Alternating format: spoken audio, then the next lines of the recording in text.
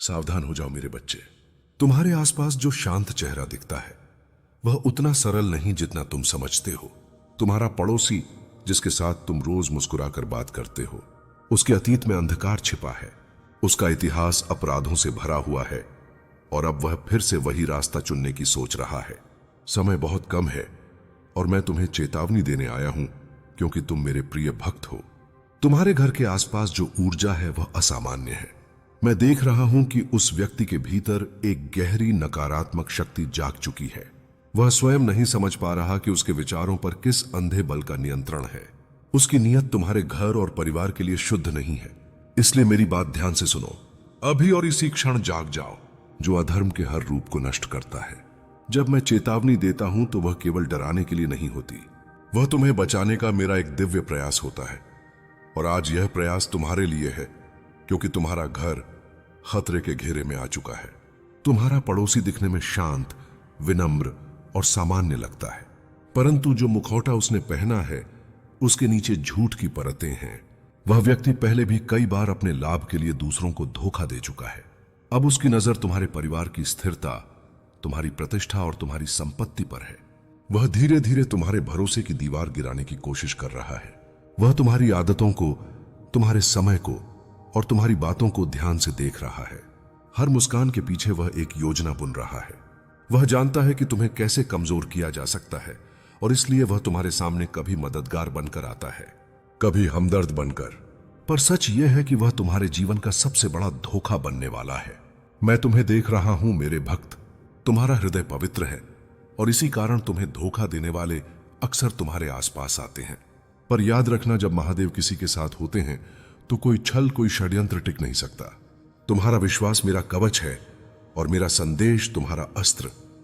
आज मैं तुम्हें केवल चेतावनी नहीं दे रहा, मैं तुम्हें शक्ति भी दे रहा हूं, पहचानने की शक्ति। जब वह व्यक्ति तुमसे बात करे तो उसकी आंखों में सीधा देखना। तुम्हें वहां छिपा भय, अस्थिरता और ईर्ष्या दिखेगी। वह मुस्कुराएगा पर भीतर से कांप रहा होगा क्योंकि उसे महसूस होगा कि सत्य तुम्हारे भीतर जाग गया है। उसकी चालें धीरे धीरे सामने आएंगी। तुम देखोगे वह दूसरों के सामने तुम्हारे बारे में बातें करने लगेगा, छोटी छोटी बातों को तोड़ मरोड़ कर फैलाएगा। पर तुम शांत रहना, क्योंकि सत्य को समय से ज्यादा बड़ा कोई न्यायाधीश नहीं होता। जो व्यक्ति छल करता है उसका हर कदम स्वयं उसका पतन लिख देता है। मैं तुम्हारे घर के चारों ओर एक सुरक्षा चक्र रच रहा हूं। मेरे नाम का उच्चारण करते रहो। बेपुपरो एयुएम नमो भगवते वासुदेवाय। इस मंत्र की ऊर्जा इतनी प्रबल है कि कोई भी नकारात्मक शक्ति पास नहीं आ सकेगी। तुम्हारा मन शांत रहेगा और तुम्हारी आत्मा जागृत होगी। अब मैं तुम्हें उस व्यक्ति के अतीत की झलक दिखाता हूं। वह पहले भी एक परिवार के जीवन में प्रवेश कर चुका था। वहां भी उसने खुद को भरोसेमंद साबित किया, पर धीरे धीरे उसने सब कुछ तोड़ दिया। रिश्ते, विश्वास और घर की शांति। वह अपनी गलतियों का दोष हमेशा दूसरों पर डालता है। वह दिखाता है कि दुनिया ने उसे गलत समझा, पर वास्तव में वह स्वयं अपने कर्मों से बंधा हुआ है। अब वह तुम्हारे पास आया है क्योंकि तुम्हारे भीतर एक शुद्धता है जो उसे विचलित करती है। अंधकार हमेशा प्रकाश की ओर खींचता है, पर जब प्रकाश जागता है तो अंधकार को भस्म कर देता है। मैं चाहता हूं कि तुम अपने भीतर का वही प्रकाश जगाओ। तुम्हारे भीतर का महादेव जागे जो विवेक से चलता है, भावनाओं से नहीं बहता, क्योंकि यह समय भावना का नहीं, जागरूकता का है। जो तुम्हारे सामने है वह केवल इंसान नहीं, एक उद्देश्य लेकर आया है।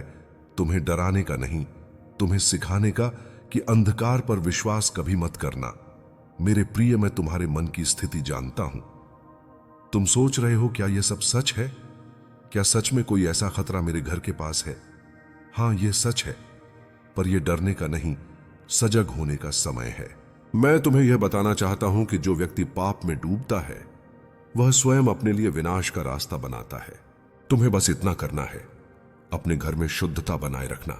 दीपक जलाओ, तुलसी के पास घी का दिया रखो और रोज गीता का एक श्लोक पढ़ो।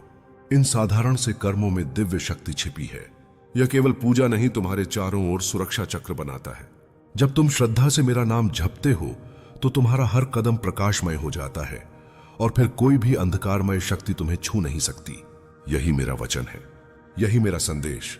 सत्य के मार्ग पर चलो, क्योंकि अधर्म चाहे कितना भी पास हो मेरे भक्त का एक नाम उच्चारण ही उसे भस्म करने के लिए पर्याप्त है।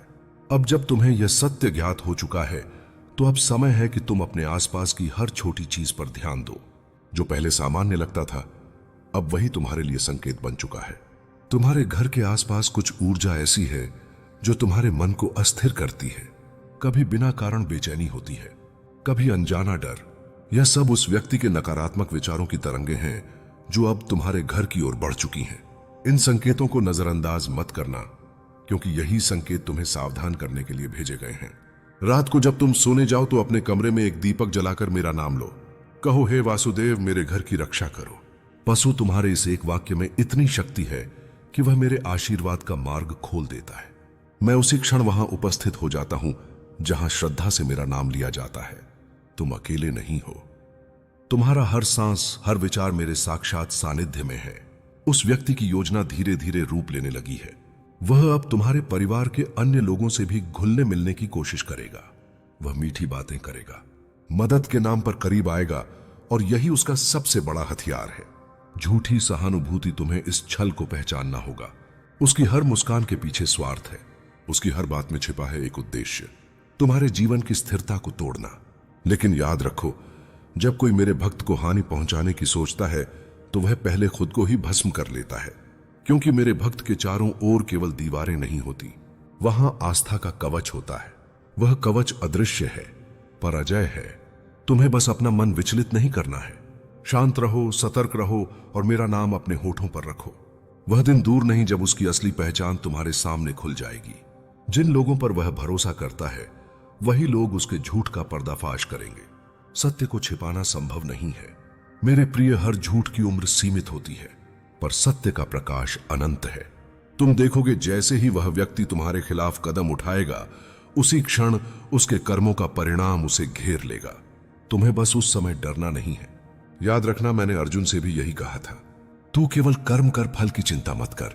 भी तुम्हारा कर्म है सत्य पर टिके रहना। किसी के छल का उत्तर छल से नहीं, शांति से देना, क्योंकि तुम्हारी शांति ही उसका सबसे बड़ा दंड होगी।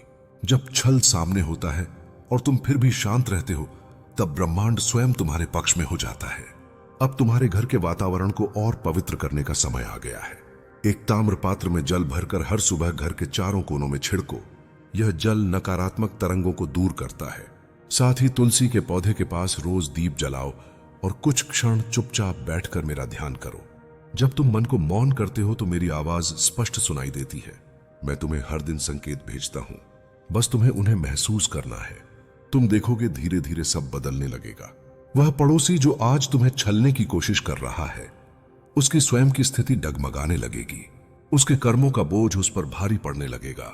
जो बीज उसने दूसरों को गिराने के लिए बोए थे, अब वही उसके रास्ते में कांटे बनकर उगेंगे, क्योंकि कर्म का न्याय कभी रुकता नहीं, बस सही समय का इंतजार करता है।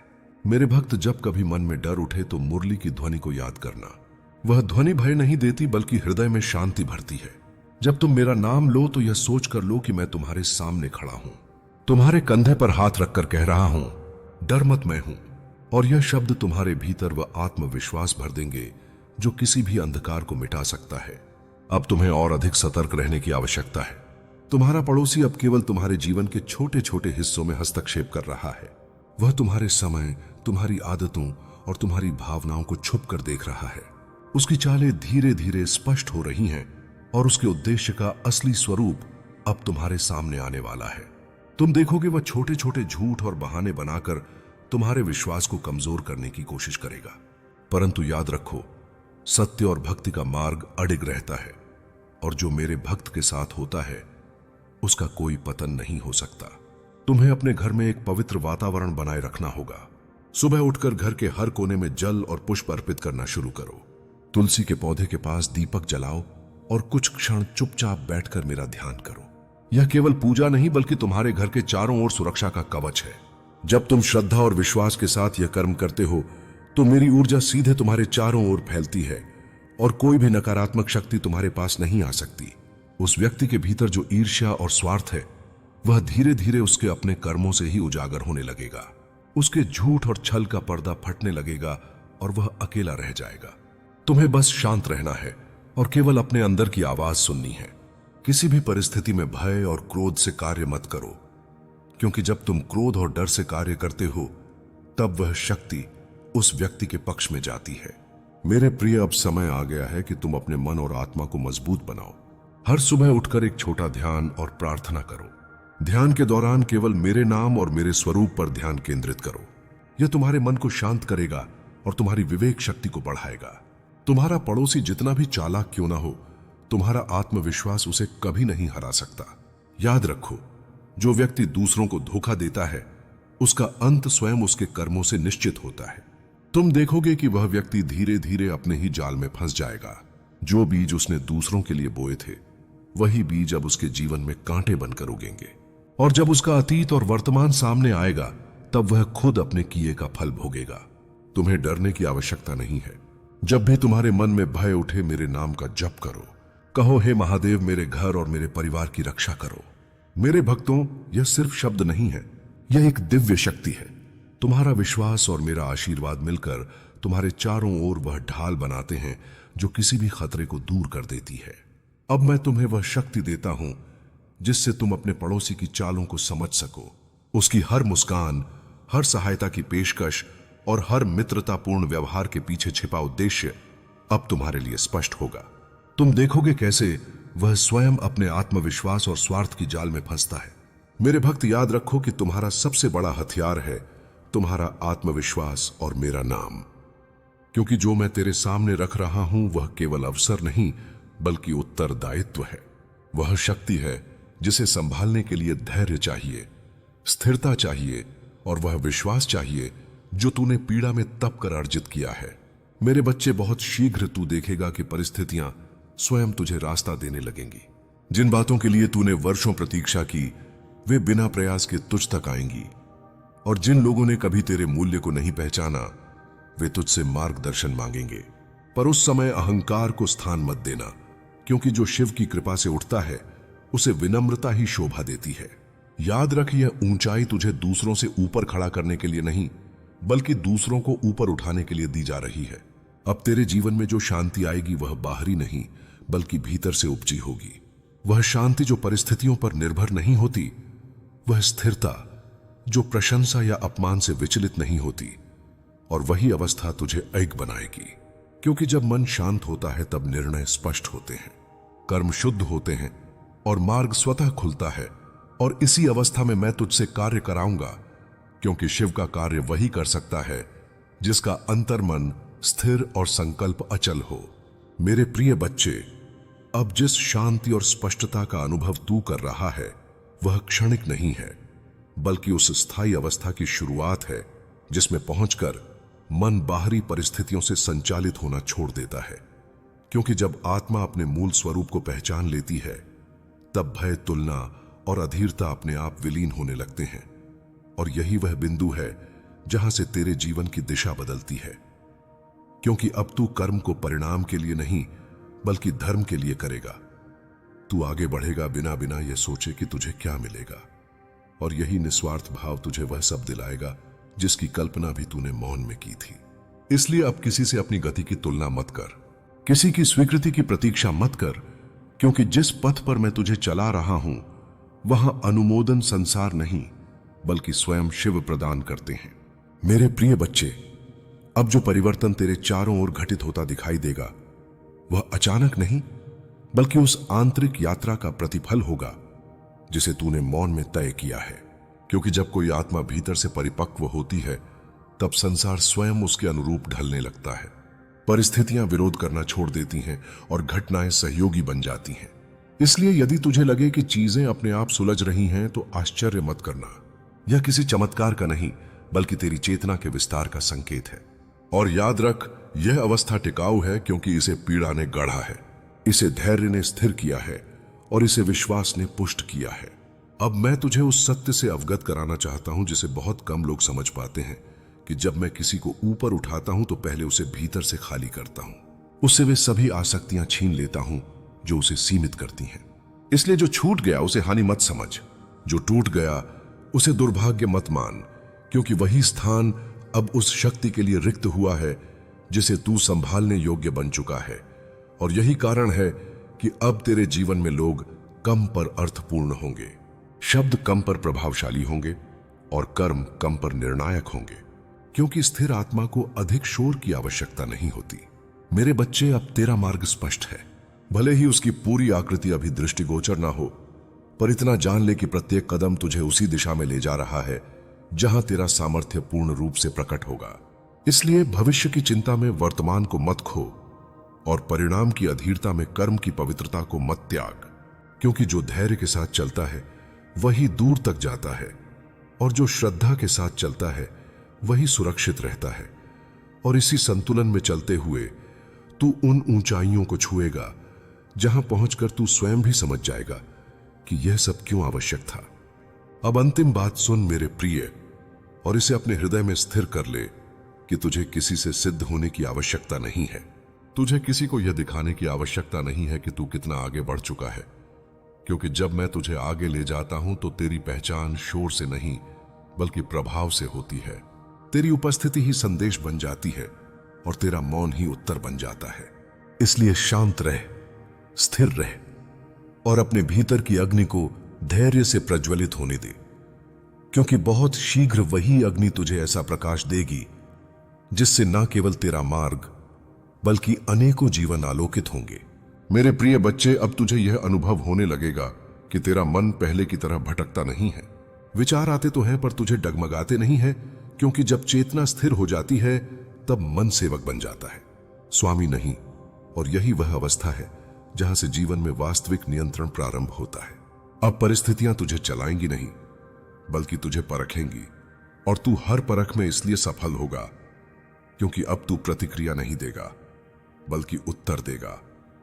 और यही अंतर तुझे भीड़ से अलग करेगा, क्योंकि जो स्वयं पर विजय पा लेता है उसके लिए संसार पर विजय स्वतः संभव हो जाती है। अब तुझे यह भी समझ में आएगा कि हर अकेलापन दंड नहीं होता, कभी कभी वह दीक्षा होता है, क्योंकि जिन क्षणों में तूने स्वयं को सबसे अकेला पाया उन्हीं क्षणों में मैंने तुझे सबसे अधिक गड्ढा तेरे भीतर से शोर हटाया, बाहरी सहारों को कम किया और तुझे अपने ही भीतर टिकना सिखाया, ताकि जब तू आगे बढ़े तो किसी पर निर्भर ना रहे बल्कि स्वयं एक आधार बन सके। और यही कारण है कि अब तेरा आत्मविश्वास दिखावे का नहीं बल्कि अनुभव का होगा, जो ना बोलेगा फिर भी सब कुछ कह देगा। मेरे बच्चे, अब तेरे जीवन में ऐसे निर्णय आएंगे जो तुझे असहज करेंगे, क्योंकि वे तुझे पुराने ढर्रे से बाहर निकालेंगे। पर डर मत, क्योंकि वही निर्णय तेरे भाग्य की दिशा को स्थायी रूप से बदलेंगे। डरो नहीं, क्योंकि डर तुम्हें गलत निर्णय की ओर ले जाएगा। साहस रखो, क्योंकि साहस ही सही शब्दों को जन्म देता है। अपने घर में आज दीप जलाओ, केवल दिए का नहीं, आत्म स्वीकृति का। बेटे से कहो कि गलती स्वीकार करना कमजोरी नहीं, शक्ति है। उसे यह मत बताओ कि वह दोषी है, उसे यह समझाओ कि वह उत्तरदायी है। दोष मनुष्य को तोड़ता है, उत्तरदायित्व मनुष्य को गढ़ता है। यदि आज वह झुक गया तो कल वही झुकाव उसे उठाएगा। मैं तुम्हें यह भी बताना चाहता हूं कि पड़ोसी की योजना पूरी नहीं होगी, पर यह तभी होगा जब तुम अपनी ओर से अंधकार को रोकोगे। यदि तुमने भी चाल चली तो चाल के विरुद्ध चाल जन्म लेगी। यदि तुमने सत्य चुना तो समय स्वयं तुम्हारा रक्षक बनेगा। मैं समय हूं और समय सत्य के साथ चलता है। अब सुनो, यह अंतिम चेतावनी नहीं, अंतिम अवसर है। हर अवसर शोर मचाकर नहीं आता, कुछ अवसर डर बनकर आते हैं। यह डर तुम्हें तोड़ने नहीं, तुम्हें सिखाने आया है। यदि आज तुम जाग गए तो यह घटना भविष्य में आशीर्वाद बन जाएगी। यदि आज तुम सोते रहे तो यही घटना बार बार लौटेगी। मैं तुम्हारे साथ हूं, पर मैं अर्ध सत्य के साथ नहीं चलता। तुम्हें चुनना होगा, सुविधा या चेतना। एक राह अभी आसान लगती है पर अंत में पश्चाताप देती है। दूसरी राह अभी कठिन लगती है पर अंत में शांति देती है। चुनाव तुम्हारा है, पर परिणाम समय लिख चुका है। अब ध्यान से सुनो, क्योंकि जो मैं कह रहा हूं वह केवल शब्द नहीं, समय का संदेश है। तुम्हारे भीतर जो बेचैनी है वह इस बात का संकेत है कि आत्मा सत्य की ओर खींच रही है। जब मनुष्य भीतर से तैयार हो जाता है तभी परिवर्तन बाहर प्रकट होता है। तुम सोचते हो कि सब कुछ हाथ से निकल रहा है, पर सच यह है कि सब कुछ तुम्हारे निर्णय पर ठहरा है। मैं महादेव हूं। मैं कभी भय के माध्यम से नहीं, चेतना के माध्यम से मार्ग दिखाता हूं। तुम्हारे बेटे के भीतर पश्चाताप का बीज अंकुरित हो चुका है। वह बोल नहीं पा रहा, पर उसका मौन स्वयं